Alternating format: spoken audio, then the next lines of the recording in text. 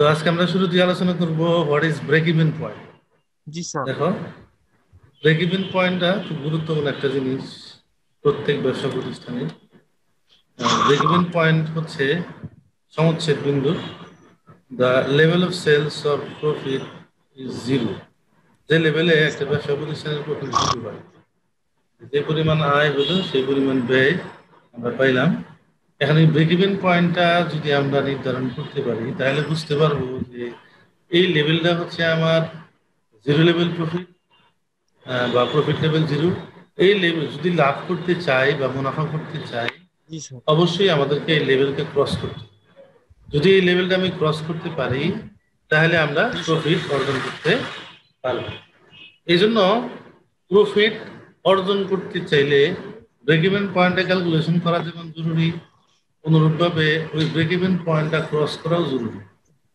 তো এক্ষেত্রে জি স্যার। প্রথমে আমরা যেটা দেখলাম যে the level of sales profit is zero, এটা হচ্ছে ব্রেক ইভেন পয়েন্ট। আর একটু কথা লেখা আছে the break even point can be also be define as the point where sales is total, sales total equal total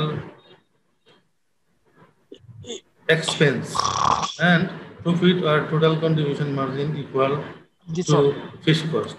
তার মানে এই ক্ষেত্রে আহ, আমাদের যে সমচ্ছেদ বিন্দুটা থাকবে সেই বিন্দু হিসেবে সংজ্ঞায়িত যদি করতে চাই, সেক্ষেত্রে যেখানে মোট বিক্রয় এবং মোট ব্যয় সমান হয় সেই পয়েন্টটাকে আমরা কি করবো, ব্রেক ইভেন পয়েন্ট করবো।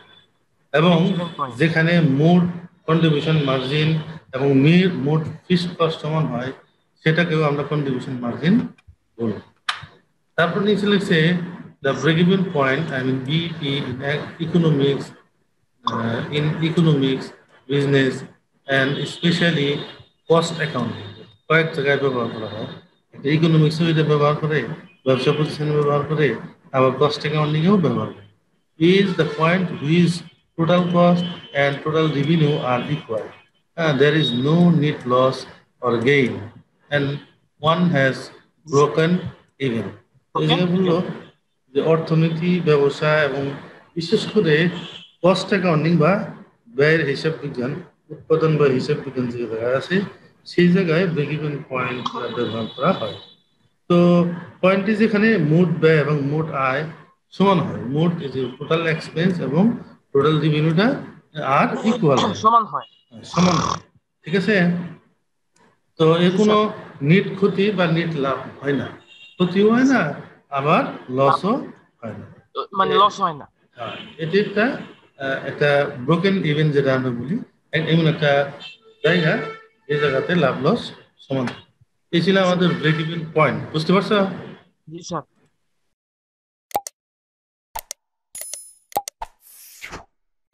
তাহলে আমরা এখন দেখব যে how to calculate the break even point. Break even point আমরা কিভাবে ক্যালকুলেশন করি। আমরা তো ব্রেক ইভেন পয়েন্টটা বুঝলাম যে আয় এবং ব্যয় যে পয়েন্টে হয় সেই পয়েন্টটাকে আমরা ব্রেক ইভেন পয়েন্ট বলি। যদি ক্যালকুলেশন করার কয়েকটা পদ্ধতি আছে, দুইটা পদ্ধতি আছে, ওই জি পদ্ধতিগুলো স্যার। আমরা দেখি। দেখছে we define the break even point, we define the break-even point to be the level of sale which our company profit is zero. এই আগের কথাটাই আমরা ব্রেক-ইভেন পয়েন্ট এইভাবে সংজ্ঞায়িত করতে পারি যে লেভেলে বিক্রয়, কোম্পানির বিক্রয় এবং মুনাফা, বিক্রয় এবং খরচ সমান হয় এবং প্রফিট লেভেলটা কি হয়, জিরো হয়। The break even point, the break-even point can be computed using the equation method or contribution margin method. আর টু মেথডের ইকুইভ্যালেন্ট বলছে এই জায়গায় আমরা দুইটা মেথডের মাধ্যমে ব্রেক-ইভেন পয়েন্ট ক্যালকুলেশন করতে পারি। এর মধ্যে একটা হলো ইকুয়েশন মেথড, একটা হলো কন্ট্রিবিউশন মার্জিন মেথড। অনেকটা অনেকটা দুইটা একই রকম। তো সেই ক্ষেত্রে আমরা দেখবো কিভাবে আমরা ইকুয়েশন মেথড ইউজ করি, কিভাবে কন্ট্রিবিউশন মার্জিন ইউজ করি। প্রথমে লিখছে contribution equation method, the equation centre of the contribution approach to income statement. তো ব্রেক ইভেন পয়েন্টটি সমীকরণ পদ্ধতি, সরি লিখছে সমীকরণ পদ্ধতি লিখছে, সমীকরণ পদ্ধতির আয়ের বিপরীতে অবদান কন্ট্রিবিউশন মার্জিন পদ্ধতি কেন্দ্র করা হয়। যেমন ধরো এই ক্ষেত্রে format the income statement can be expressed equation, একটা ইকুয়েশনের মাধ্যমে এটাকে এক্সপ্রেস করা হয়। এক্ষেত্রে জি স্যার। আমরা এটা লিখতে পারি যে profit equal sale minus variable cost minus break even point. এটা হচ্ছে আমাদের প্রফিট। অথবা এই ফর্মুলা ইউজ করতে পারি যে variable cost plus fixed cost plus profit equal to 0। তাহলে তাহলে দেখো মানে sales equal to variable cost fixed cost plus profit, এই তিনটার সমান সমান বিক্রয় দিতে হবে। এই কন্ট্রিবিউশন ইকুয়েশন মেথড, এই ফর্মুলা ইউজ করে আমরা ব্রেক ইভেন পয়েন্ট দিতে পারি। অন্যথায় কন্ট্রিবিউশন মার্জিন মেথড যদি আমরা ইউজ করি, জি স্যার। সেই ক্ষেত্রে আমরা নিচের ফর্মুলা ইউজ করি, break even point in unit fixed cost divided by unit contribution margin, fixed cost divided by unit contribution margin. অঙ্ক করার ক্ষেত্রে এই ফর্মুলাগুলো কাজে লাগবে। সো জি স্যার। এই ফর্মুলা যেটা আমরা দেখলাম, এই ফর্মুলা অনুযায়ী আমরা বুঝতে পারছো? স্যার এটা এই হচ্ছে চ্যাপ্টারে আমার কি কোনো ম্যাথ আছে স্যার? পুরোটাই ম্যাথ, খালি ফর্মুলা ইউজ করবো আর মানে জি স্যার, মানে এই চ্যাপ্টারে আপনি যে চ্যাপ্টারটা পড়াইতেছেন স্যার, এটার মধ্যে হ্যাঁ হ্যাঁ কিছু ম্যাথ ম্যাথ আছে? আছে, ম্যাথ আছে। ও আচ্ছা এদিকে আচ্ছা, ব্রেক ঠিক ইভেন আছে। পয়েন্ট ক্যালকুলেশন করতে বলবো, আর মার্জিন অফ সেফটি জি ক্যালকুলেশন স্যার। করতে বলবো, অনেকগুলো বিষয় আছে যেটা আমরা আগামী ক্লাস থেকে জি দেখবো স্যার। ইনশাআল্লাহ। জি স্যার। এখন দেখো ইনশাআল্লাহ। পরের কোশ্চেনটা দেখবো আমরা এখন। এখন দেখবো limitation of break even analysis অথবা কস্ট ভলিউম প্রফিট অ্যানালাইসিস। আমরা গত ক্লাসে কস্ট ভলিউম প্রফিট অ্যানালাইসিস শিখছিলাম, আজকে আমরা শিখলাম ব্রেক ইভেন পয়েন্ট বা অ্যানালাইসিস। এই ব্রেক ইভেন পয়েন্টটা যদি আমরা ক্যালকুলেশন করার পরে যে এটার মধ্যে যে কিছু অসুবিধা তৈরি হয়, সেই অসুবিধা নিয়ে আলোচনা করবো আমরা। লিমিটেশন মানে অসুবিধা, the limitation of break even analysis and cost volume. আমরা যদি এগুলো অ্যানালাইসিস করতে যাই যে ব্রেক ইভেন পয়েন্ট অথবা অথবা কস্ট ভলিউম প্রফিট, এই দুইটা জিনিস যদি অ্যানালাইসিস করতে যাই কিছু অসুবিধার সম্মুখীন হতে হয়। সেই অসুবিধাগুলো আমরা আলোচনা করব, ঠিক আছে? প্রথমেই যে অসুবিধা সেটা হলো যে ডিফিকাল্টিস, স্যার। এক নম্বর কস্ট ক্লাসিফিকেশন। এর মধ্যে প্রথম অসুবিধা হচ্ছে যে কস্টের যে ক্লাসিফিকেশন, এটা ক্লাসিফিকেশন করাটা অনেক কষ্টকর হয়। Classification of cost either fixed cost or variable is not as simple in practice. Practically আমরা যে ফিক্সড কস্ট এবং ভেরিয়েবল কস্টটা ক্লাসিফিকেশন করি, এটা সিম্পলি প্র্যাকটিক্যালি জিনিসটা এত সহজ না, ঠিক আছে? একটু জটিল বিষয়, এত জি স্যার। সহজ নয়। কিন্তু ব্যয় সাম কস্ট আর মিক্সড, এর মধ্যে কিছু মিশ্রিত ব্যয় থাকে।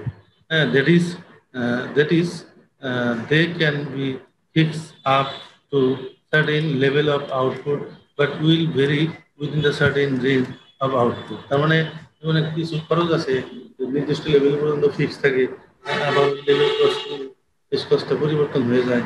এই সমস্ত বিষয়গুলা ফিক্স আপ করা বা লেভেলগুলা নির্ধারণ করা একটু কষ্টসাধ্য ব্যাপার। তাহলে এই ক্ষেত্রে যে লিমিটেশনটা আমরা দেখলাম, এক নম্বর ডিফিকাল্টিস অফ কস্ট ক্লাসিফিকেশন। আমরা কস্টের যে ক্লাসিফিকেশন করি, ব্যয়ের যে শ্রেণীবিন্যাস করি, এক্ষেত্রে শ্রেণীবিন্যাস করাটা একটু কঠিন। তারপরে দ্বিতীয় নম্বর অসুবিধা হলো যে difficulties of estimating the cost volume relationship. এই যে আমরা কস্টের সাথে ভলিউমের এবং কস্টের সাথে প্রফিটের এবং ভলিউমের সাথে প্রফিটের যে রিলেশন আছে, এই রিলেশনটা এস্টিমেট করাটা একটু কঠিন বিষয় হয়ে যায়। It is necessary to estimate the relationship between cost and output.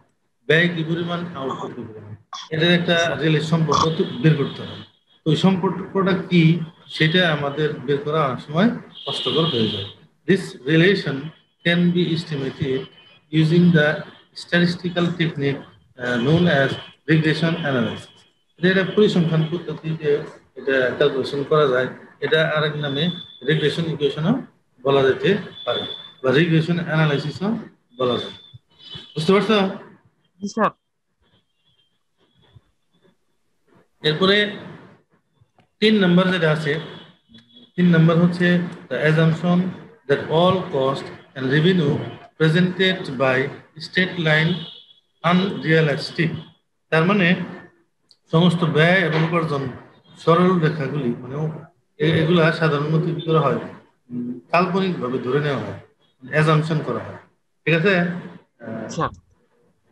তো অ্যাজাম্পশন করা হয় বিধায় আমরা কি করতে পারি, মানে একটা বাস্তব ধারণার সাথে অনেক সময় মিলে না, যেটা ধরে নেওয়া হয় সেটাকে বাস্তবের সাথে সবসময় মিলে না। না স্যার, এই জন্য এটা একটা অসুবিধা।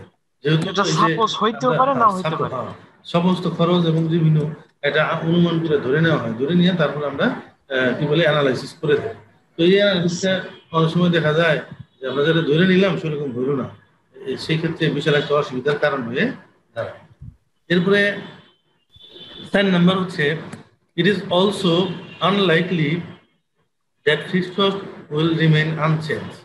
ফিক্সড কস্টটা সাধারণত কি হয়, পরিবর্তন হয় না at difference output level up to maximum capacity।